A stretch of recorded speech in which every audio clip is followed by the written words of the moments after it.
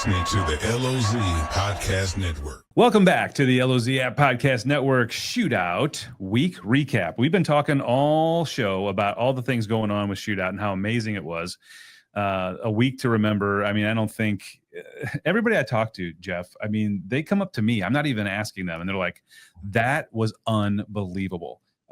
They're seeking out people that they know that were a part of it and letting people know how good it was. And I think, you know, when it first got introduced that we were moving the Shootout to a new location, there was some chatter. There was a little bit of back and forth about, you know, should we really move it? Is that what's going on? I will tell you, we are excited because we have Leah Martin that's going to join us next. And she was an integral part and the visionary behind moving this thing and getting it where it was. And I think it worked out just fine for her. So let's go ahead and bring her on the air. We're going to bring Leah Martin. Leah, how are you doing? Hey, how are you? I'm tired. I was going to say, we were talking earlier, and we're like, we actually got Leah to come on with us the week after the Shootout. I don't know how. I'm surprised she's not in bed and just like turning her phone off and telling everybody, I'll talk to you next week. How many hours of sleep have you gotten in the last week? Well, last night, 8 hours. So that's amazing. Prior to that, in the last week combined. So that was great. Well, everyone's messaging me. They're like, hey, did you take a nap on Monday? I'm like, no, we unloaded box trucks and moved out of dog days. And we have like 15 volunteers next door moving stuff, but we'll take a nice long break for the holiday weekend. And I think everybody doesn't understand that. Like the day, you know, it's a wrap. The race is over. You've given out the awards. It's over, right? That's wrap it up and everybody goes home. Your work just gets started. This is like one of the busiest months you have coming up. Yeah, it takes us a couple of weeks to kind of dismantle everything we just did, even though it takes us, 10 months to put it together. And then we kind of kick off into this is the time that you're getting in budgets for 2026 sponsors and selling ads and doing all of those things. So we'll kick that off. Our team's gonna take a little break. We're gonna unwind, have this weekend, and then next week starts 2026. Well deserved. Look.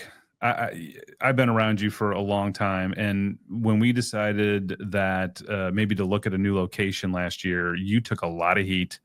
There was a lot of people that were saying, why would you move it? Why are you doing this? You knew why. And as a group, we knew why. There was a lot of positives moving it to the new location. But everyone said, you're going to kill the Shootout. And you know what? You did. You killed it. You hit it out of the park. It was a freaking home run. I mean, it was just, I can't tell you the amount of people, we were talking about this before on the air, the amount of people who come up to me and said, that was amazing. Like these are people that don't normally give out compliments. And they're like, that was amazing. And, as I was talking to Jeff, and Jeff, you kick in here on this, but if you were just planning one thing, let's just say you were going to plan the street party. That would take a major organization a year's worth of planning and time and hundreds of volunteers to just plan that event. That was one of 7 events last week. Mm-hmm. Yeah. It's a lot. It's a whole lot. And it's great because we have new sponsors this year and even our old sponsors, right? Because of the new location, but they come in and they're like, how do you guys do it? Because we talk to them and we try to show them video and we bring them in, but unless you've been to the Shootout before, you just don't understand it. And there's so many fast moving parts and so much happening, but the move is definitely great for us. We knew that it would be, I understand the infrastructure that where we were at. I understand the growth plan for once we have a parking garage. So we'll get through the hiccups of parking. Once we have the Oasis, once we have a hotel, that long-term growth model and plan. And, I was nervous. I asked multiple times in the safety planning, just a smidge about, hey, should we do some sort of extended no wake? And, it was put back, Leah, when that no wake was put into place, it was when Party Code was at its prime, and it was designed to develop and handle the kind of traffic the Shootout produces. And it did. They said, if it doesn't work, we'll go back and readdress it for next year. But this is the first year since I've been in this role for 5 years that I have not had someone screaming, yelling, or cussing at me about dock damage because of the long extended no wake and 90% of the traffic flow going in one direction. Actually, probably 95% of the traffic flow going in one direction. So the only reports of docks that we heard this year was a gentleman on the 22-mile marker, and he said, hey, I really wasn't sure what was going to happen, and I was concerned about dock damage, but I had nothing. It was amazing. Great job. Great location. Keep it there. So It was great. That positive feedback's great to hear. Our team's tired. We had a hard year. We took a lot of hits and a lot of controversy. And, Jeff likes to say, he's like, it's controversial. And I say, no, it's not. It's not. It's really not. It's a black and white decision with black and white reasons behind it. And that's where we're at. So obviously it worked out for for everybody to, even those that were a little hesitant and said, maybe I'll sit this one out, decided to come at last minute. And those guys were the ones that found me on Saturday and Sunday and said, this was the best. Let me I can tell you from experience. I was sitting in her office the night before the street party at midnight, and she had people that were texting her. This is midnight Central Standard Time. Mm-hmm. I think I'm in. I made a mistake. I'm in. I want to be in. Can you get a booth? And she's like, got this labyrinth of booths in front of her, and she's like, I have 15 more booths. I got to find room for 15 more people. They didn't stop coming. I mean, they were calling you all hours of the night so they could get in. Yeah, no, absolutely. I think people just didn't. There's just a lot this year, and a lot with the move. And some said, maybe I'll set it out, maybe I won't, and maybe people won't come to the shootout, maybe people won't support it. And I mean, obviously, I think we had record turnout across the board on everything, so it was great. We'll figure out traffic flow. We'll have a parking garage next year. The city of Lake Ozark traffic flow to the street party, I really don't know if that's just going to be what it is. Maybe we'll offer some more shuttling next year offsite, but I don't know, Jeff. What do you? I mean, you saw that from the air. You saw the traffic. Yeah, I mean, I agree. There's only so much you can do. There's the arteries to go in are just limited. So I think that's a great idea, actually. I think shuttling would be a fantastic idea. And I think people will be open to it because I, as a spectator, have experienced literally taking an hour and a half coming up HH. And so I, for one, would be all for it as a spectator to say, hey, if I can pull out and go park in a lot that's, a mile away and be shuttled over and I get there in 15 minutes versus an hour, heck yeah, let's go. And I get dropped off at the front gate and I'm there as opposed to walking. I know people said they walked from Woods. People said they walked from Menards. I mean, oh my gosh, this is, can you imagine getting out of Menards? Back. I know the traffic was back to like Rusty Rooster on Bagnell Dam Boulevard multiple times. I heard I was back to Porta Chima, everything was kind of like an hour and a half delay on the street party. One gentleman said, hey, Leah, they're a production crew trying to come in. They said, we literally have it took me an hour and 15 minutes to get from JB Hooks to School Road. I mean, that's, a quarter of a mile. So what a great thing though. Everybody came and supported, and it was great. The weather didn't hurt either. It wasn't incredibly hot. But it was a good year. And there's been so much negative to this year with the move. Actually, I shouldn't even say that. There's been like 2% of the population. They have to be quiet now. I mean, look, in some of those pages. We put that to bed. It's a home run. I mean, if you saw the shot of the air of those boats lined up on Saturday, I've never seen anything like that. I mean, that's Party Cove times 10. I mean, there were. And I want someone to count the boats because everybody's like 2,500, 5,000. I don't know what it is, but I just know that it was an amazing party. And by the way, and I work on the inside, and I hear when they close the course and don't close on the old location. They would have to close the course almost every 10 minutes to get somebody across the course or something. There was none of that this year. It was open. I think they closed the course twice for debris or 3 times for debris. That was it. And we learned some lessons on this course. So the course is good. The racers liked it. We had a northern wind for the first time ever in the history of the shootout because we had a cold front coming in August, which doesn't happen in Missouri. And so that pushed our buoys. So we just consistently had to fight that a little bit.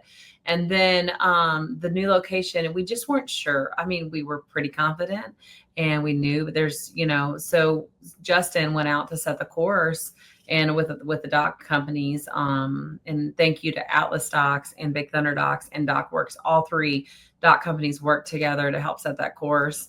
And Stokes Dock supported the air show. I mean, we had so much support from our local dock companies to help make the actual course safe. But they went out, and Justin said, at 4:30 it was great. We're setting buoys. You see a little bit of lights, like no big deal. He's like, the sun came up, and there were hundreds and hundreds of boats tied to our buoy line.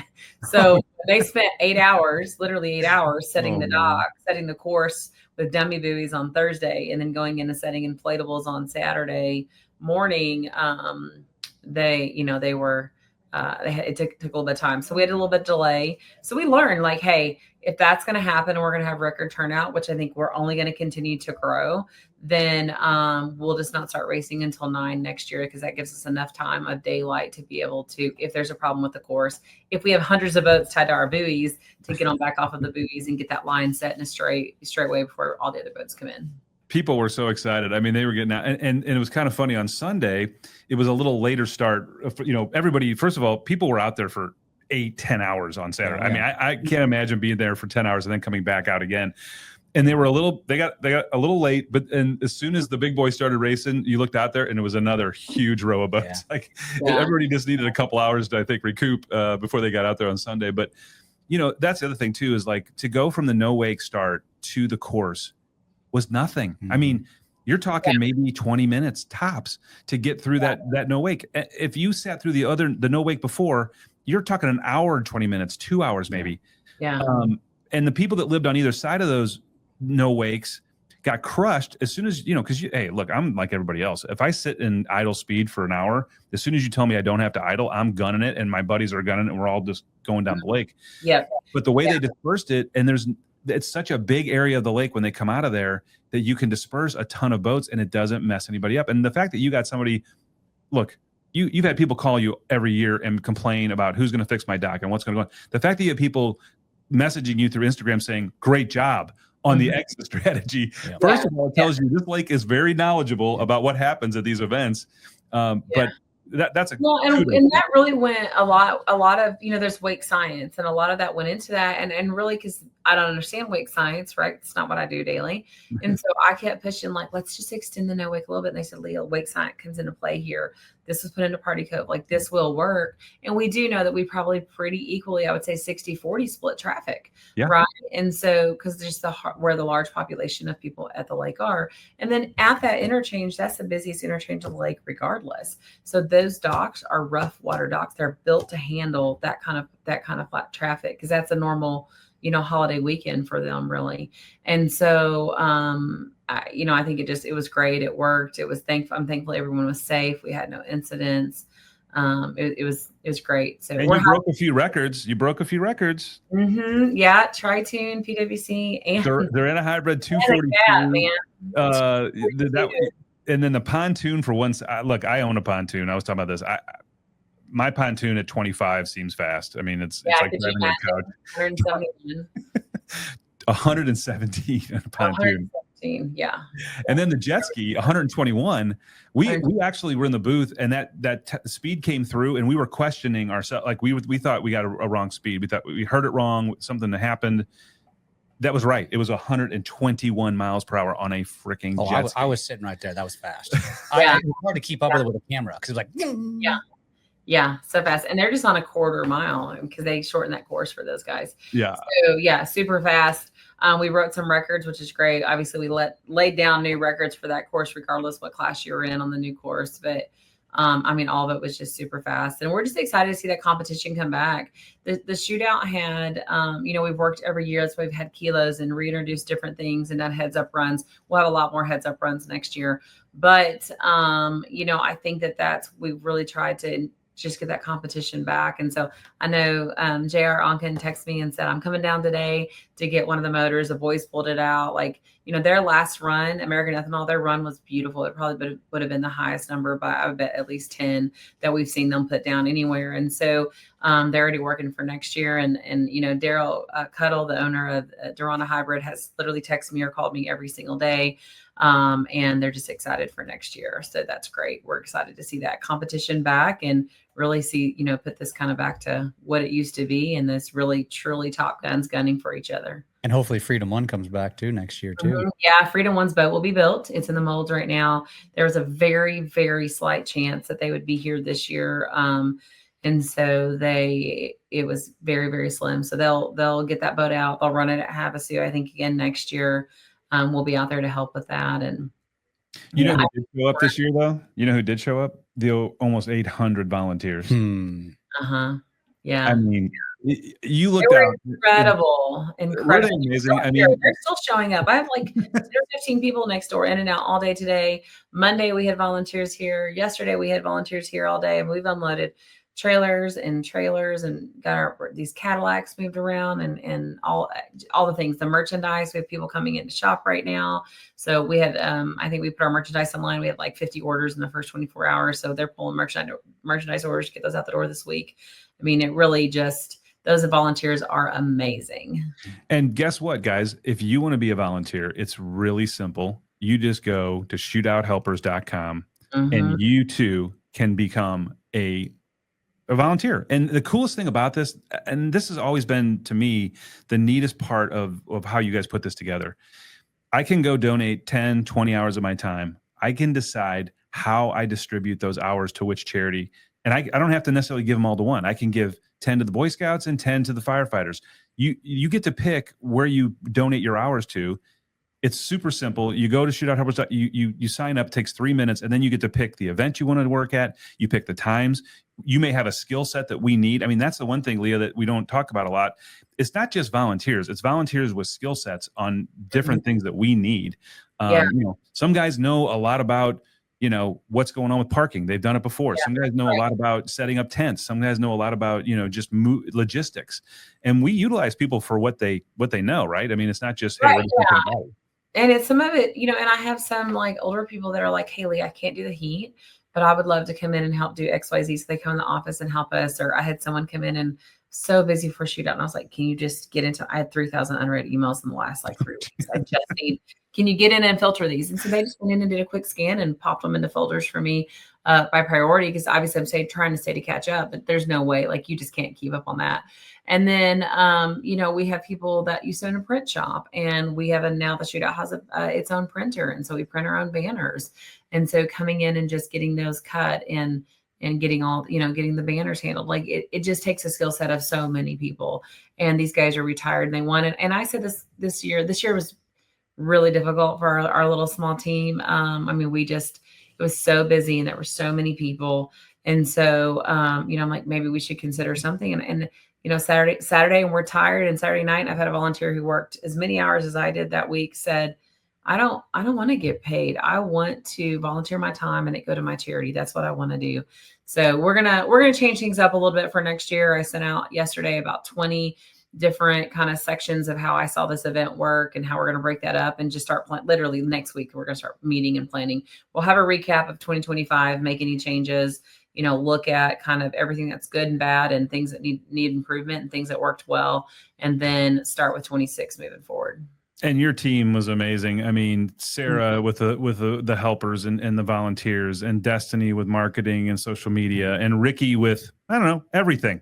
Ricky, everything. Wherever we needed him, he was just an extra set of hands. And yeah, no, they're amazing. I mean, they killed it, and they are wore down. They're so tired. I can imagine. So, but we're all still here. Everyone's here. Everyone's working. And in fact, tomorrow, I said, guys, Thursday, Friday, Saturday, Sunday, Monday, like, please, I don't want to see you go home. And Ricky's like, I'm going to come in for a few hours tomorrow. And Destiny's like, I want to work from the house tomorrow. And Sarah came up. She's like, I'm just going to stay the night tonight and I'll come in tomorrow. I'm like, you can't get rid of them. We're all tired. I mean, because we've got really gone weekend to weekend, right? Like, oh my God, it's since the mini shootout since last I've witnessed it. And the Cadillacs, you know, that was what a cool thing you did when you brought those in, because first of all, cool for them. They got so much exposure. They did. They really did. Yeah. The cars driving around, all the VIPs, you know, just seeing those everywhere. That was amazing. And I want to tell you, like, that was a cool thing. And I know it was not easy, because you guys managing 40 Cadillacs is a full-time job. That was 40 sets of keys. They came in and every single key looked alike, and they brought them to me in like a box. And I'm like, oh my God. Good luck. Go out and start pushing buttons. We did order tags and had them tagged and had a great system. But you would go out there also like all just alike, right? So we'd go out and like click and just see what which one beeped and what alarm was beeping on a car to use it. So it was great. No, those were great. And we had so many people utilize those, you know, even like Durana Hybrid, like Steve Curtis and his wife on Sunday, she realized we had them and she said, hey, we're going to the airport tomorrow. We don't have a ride. We were going to just try to do one. And so, you know, it was great just to shuttle our done down to the airport. Oh, no problem. I got to Escalade. Right. And so we sent them down. And so just that really helped a lot with our sponsors and our VIPs and just help coordinating people, but also not just those, like we had divers that came into town. And so normally the Shootout would have had to have paid for rentals, paid for airport pickups, paid for rentals while we were here. And so it was fantastic to just send a car that was being covered under a sponsorship, and drivers. That was a collaboration with Lake Ride Pros. They were fantastic. They did all of our driving all week long. And so it was just great to call one of the guys with Lake Ride Pros and say, hey, I've got 3 divers coming in Springfield. Can you grab them? And they just went and did it. So they had dedicated cars. We had dedicated hours outside of their normal. That's our busiest week. And so for them to take time and to do it. Jimmy's great over there. That's good people. They were great. So tell me this, and I know we can talk. I know from the app side, we saw double the traffic. We saw double of everything. And by the way, last year was a great year, but we saw double. I mean, you don't see double. That's not normal. It's not normal to have those kind of jumps. But we saw app traffic, clicks into the section, viewing on your YouTube channel, all that stuff that we saw from our side was amazing. What are you seeing from your side? So our YouTube channel had 135,000 watch hours. Last year it had 65,000. So we're seeing about a 60% kind of across the board increase. Our website had, I think it was like 25,000 watch hours, and our Facebook had like 26,000 watch hours. Amazing. Those are people that weren't there. I mean, there was someone watching there because we had them on, people were watching on the app in their boat, whatever, but that's just people around the world that are just tuning into this event because it does stretch so far outside of our little town of Lake Ozark. And I know the lieutenant governor couldn't have been, I mean, he was pumped. That's our biggest fan, I think. I mean, I got a chance, and Jeff, you did too, talking to him. He was so pumped up about this event. And just when I don't think he quite got it until he showed up and he was like, oh my God, this is huge. And not only just the governor, the Secretary of State. I mean, they were here. We get a lot of people here, and they love the event, and they've come and supported it. Actually, one of the lieutenant governor was speaking to one of the television stations, a conglomerate that owns a lot of stations. And they just, while we've been on this podcast, text me and asked for video footage. And so, because it's just going to continue to pour into the surrounding area. So they have some of the bigger channels in Columbia and Kansas City and St. Louis. And so, they're going to cover the lieutenant governor being here in the run and cover some of our highlights from the event. And so we're happy to share that footage. But it's just great exposure. I challenge the lieutenant governor because I just think sometimes Lake of the Ozarks is Lake of the Ozarks, and we haven't necessarily, they know it's a tourist community, but especially with my event, they said, hey, you're the 5th largest event in the state of Missouri. But we've not really tapped into tourism dollars or things to support events that help promote tourism at the lake until this year. They did Visit Missouri. We had Visit Missouri dollars and are working with them directly to get cell phone data and stuff from the event. So that's great. But on Friday, I told the lieutenant governor, I said, my challenge to you is to track every state. Every time you talk to someone, I want you to ask them what state they're for. And he did. And so Saturday morning, he saw me and he said, Leah, I'm onto countries. I'm out of states. States. We've hit all the states. I am on to countries at this point. He's like, Australia, Norway. He was just going, Yeah. He's like, we're on to countries. He's like, this is crazy. And so I think what a great, what a great way to show like tourism at Lake of the Ozarks with our event. I mean, it is the largest event of the lake. We know that. Yeah. And we attract people from everywhere. And 85% of our participants are not from Missouri. So, and what you hear in tourism is heads and beds. I mean, that's what you see out there. And I don't know how many tens of thousands of heads and beds you put in the last couple of weeks, but it's you guys are hopeful to get that data. But I mean, it's amazing. Margaritaville said they did twice what they did last year, and I know I had my Jumbotron guy. I may have between the cracks somehow forgot to get him a hotel room. He called me on 30 minutes out. So thank God for Lake Day Rentals and Pam and those guys. I called and said, hey, what you got anywhere? I'll take it. But I called Margaritaville first, and they said, Leah, we're completely sold out. We have nothing. Yeah. And that is not the case, because typically we'll have people that'll like, hey, last minute, it's a sponsor. We need an extra room or something. So we have a room block. And I've never had a problem getting someone into a room at Margaritaville specifically, because that's where our room block is at. And they said, we're out. We're completely tapped out, completely sold out. So that's great. And I think that's the case most of the time. I mean, if you don't have a space, it's good. And the number one question right now, I can show you 30 emails I've gotten in the last 24 hours. What are next year's dates? I'm making plans, they're getting their hotel reservations right now. Yep. So. And get in early with sponsorships, get in early with, if you want a tent at the street party, get in early if you want a spot on the street. I mean, look, already are requesting dock slip requests. So well, the beauty is you should have more dock slips next year, I think, right? We're planning. yeah, there may we be should some more have docks. 300, and we would have still actually had the Oasis docks. So Big Thunder Docks is building those, and they called about a month before, and they said, "Listen, the docks are going to be done. They're great. We wanted to make sure we have them." Fred Ross said, "I want pedal to the metal. I want those done for the shootout."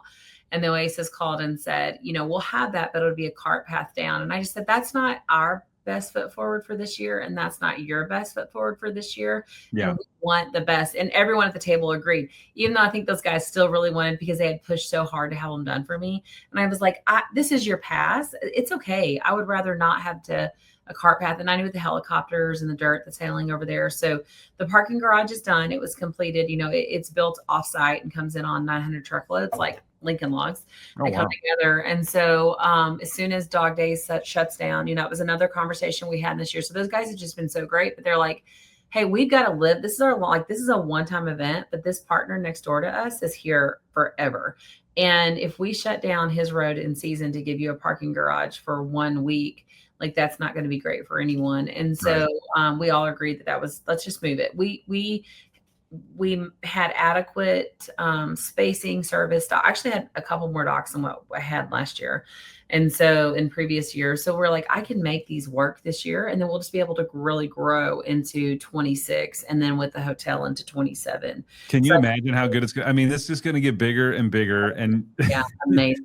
Yeah. I want to thank you personally for getting a new place to do production out of, because the difference between this year's facility and last year's facility couldn't have been any greater. We actually there wasn't vines growing in the vines. Can I also mention too? We haven't mentioned this yet.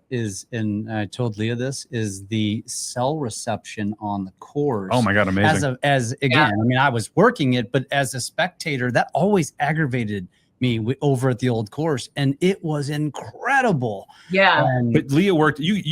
That came down to the minute, didn't it? Like you got that in. They kind of gave us. It's with Mark Amps, chief am singer, who knew the event really well, and he was at Lake Ozark Fire. Now he's Mid County Fire. So during some of the meetings, I kept hounding on the cell phone service, and I'm like, "Guys, I'm getting nowhere. Can you help?" And he was like, "Yeah, I'll try." And they got it. So we did not. We were supposed to get a mobile booster. It did not end up happening. So what they did was turn up the service for us for the weekend, and it worked. It made a difference. I mean, I can tell you from a guy who has an app. Done that, but the amount of, the infrastructure is just different where the new location is at, and it's built to again, it's 6 lanes of traffic over that bridge, and the traffic flow and the location infrastructure is just totally different, including cell phone service, and it worked. I did not. If I called someone and it went to voicemail, I just called right back, because we were communicating a lot on the course that way. So well, we're going to let you go, but we have one more thing I want to ask you about. I know that you guys did a lot of merch. You sold a ton of merch at the event. Is there any left for people who missed out that they might be able to buy? There's a lot left. Yep. So you can go to LOTOshootout.com or LakeoftheOzarkShootout.com, either one. And merchandise is right on the home screen right now. We actually have a little store set up next door to my office, where we're packing orders. We've had like 4 or 5 people stop in today to buy merchandise. So we'll be here tomorrow, like 8 to 2. We will not be here Friday or Saturday, Sunday, Monday. And then we'll be here next week, so people can come in and just shop and get what they didn't think to get. So the Wednesday with the street party was so bad. I had multiple people texting me orders. I'm like, "Guys, you're gonna have to just come. I can't. There's no way I can remember this." But they can still get the merch. Yes, guys like me, is there a dad hat left? Limited, but there's a lot left. Is there a dad hat? Because I don't wear the kind of hats that Jeff wears. I got to wear a dad hat. 10 dad hats, Ken. Okay. That's it. I love it. Well, Leah, thank you. Yes, one guess of what hat sold first. I'll go by there tomorrow, and I'll save you a dad hat. How was that? How about Perfect. Upside down hat, Ken. I know. I got to get with it. I'm trying. No, you're good. I didn't even know it was a thing either. And neither of our volunteers did. But it's interesting, because we learned a little bit more about our buying demographics with that hat. Like if we sell them quickly, then we are selling to like the 20-year-olds, and we sold them all on a Wednesday night. So nice. Well, you're not 20. How do you have one? I act like I am, though. He's just trendy. He spends time on TikTok. I don't have time for you. I want to say one thing too, Leah. I want to applaud you, because the sense you mentioned the team, and I felt it. I was in the office on Monday, and everybody's asking each other, and like I want to keep going. Like I'm tired, but I don't want to stop. And the sense of just the local pride that you've created in this event. For me and Ken, it's an honor to be a part of it. We could feel it now, getting to know everybody. I felt it, and now seeing everybody's response online. You've done such an awesome job. I mean, I can't applaud you enough. And as a local Midwesterner and a Missourian, God, I just feel so proud to be a part of this. Just even if I was just a spectator, to be a part of this, it's unbelievable. Thank you. You're welcome. Thank you. Thank you guys. It takes all of us to do it. And I mean, it was just a great event, and our socials grown. So this is my shout out to Fitzer Media, who's Jeff. He manages the Shootout socials now, along with Destiny, but they did, I mean, I think we're at 11,000 in the last 7 days now. Amazing. New Wow. followers. We're 9.1 million in our reach for just through, I haven't looked at it. This was as of Sunday night. So, you know, our reach during that weekend was just incredible. There were constant reels and stuff coming out. So thank you for that. Thank you, Ken, for the LOZ app, the Shootout results. People are like, we love that app. Because they're going on it quickly. Like you said, I think there's 12,000 users. So that's not, we don't have 12,000 racers. But yeah, it was good. I heard from a bunch of people that were just like, this is cool. I can follow along. And, you know, we put the queue up at the last minute, they said, well, can you put the queue? We do it for the production people so that they see who's coming up next. Yeah. And I think it was Brad Harrington said, you know, we were in the racer meeting and they asked us, you know, somebody found out that we were doing that. And they said, can you put it up for the racers? Yeah. And I was like, I guess, but why? And they're like, well, then we know when to get ready and kind of if we see ourselves coming up in 10. And so we put it up there and it was great because all the racers were using it for that. And we were just so happy to be a part of it. And well, and the racers to the before, that's been one hard thing. We run a boat every minute, 30 seconds. But when you have 100 boats, there's still 100 people waiting in line. So you're still in an hour plus wait, right? And so that's without any hiccup or, you know, a boat getting, you know, slowing down on the course. We had several of those, right? Like didn't make a complete pass or something happening. And so that slows that down. And so the racers could look and say, oh, I'm up in 10. It's time to leave dog days. So we saw more boats in the docks at dog days hanging out because they didn't have to go out there and wait for those 100 boats to run or for the 50 boat and run because they could see how far they were out in the queue and kind of knew how long to take that. So yeah, it was great. Thank you so much for joining us. I know that you have 1,000 things you could be doing this week. We just wanted to kind of recap. Jeff and I were kind of excited. We're like, we're coming off the week. We want to talk about it and having you, you know, here to give us all the numbers. And, you know, once again, thanks to all the volunteers. Thanks to everybody who put it in, your team, you guys. And you mentioned him, but there's a guy, you know, Justin gets a little bit of recognition, but that's Leah's husband. When she says Justin, it's not just Justin. He does so much behind the scenes. Like nobody even understands it. He's on that boat. He's out on the course all day. I mean, and if there's something going on, he's the boat you see running down to see what's going on. Damn near 24 hours. Only one outside of Diana Dorhauer and Mark on the board. He's the only one that actually went from Shooters 21 to the 34-mile marker back to dog days.